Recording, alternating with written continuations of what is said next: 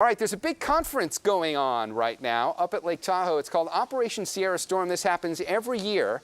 It's pretty unique. Top meteorologists in their field from across the country have gathered to talk about the latest findings of the science of meteorology, whether it's El Nino or global warming or new ways of looking at the snowpack. And that's what I want to talk to you about now. I want to introduce you to Tom Painter. And Tom, live and heavenly, and wow, that's my first view, Tom. Forgive me for looking over your shoulder first, but wow, that's a fantastic vantage point out over Lake Tahoe behind you. So you've been up there for the past 2 days, and I know that you just gave a talk on your pet project. Tell me what you're doing in airplanes to revolutionize the way we measure snow in California. All right. Thanks, Darren. It's good to hear your voice. So we've been working with the Airborne Snow Observatory for the last 3 years, and it's an aircraft that we use to fly back and forth across the mountain basins in the Sierra and in the Rocky Mountains. And it has instruments on it that allows us to know the depth of the snow wall to wall, so we can add up exactly how much snow there is. Not just to say, well, there's 110%, but we can actually know how many cubic feet of water there is, or how many gallons or acre feet. And why we need to do this is that we're transitioning in climate, and demand on our water resources is increasing dramatically.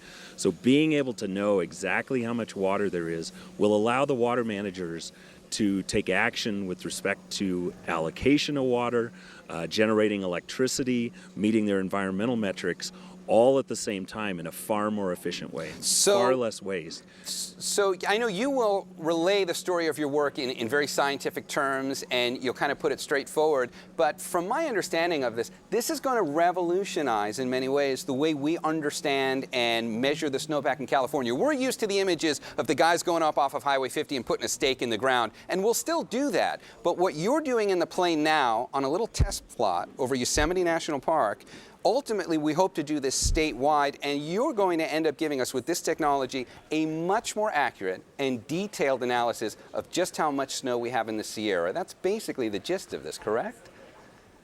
That's right. So it's kind of like Star Trek in effect. I mean, plunging the tubes into the snowpack, that's what we've been doing for the last century, and it's been very effective.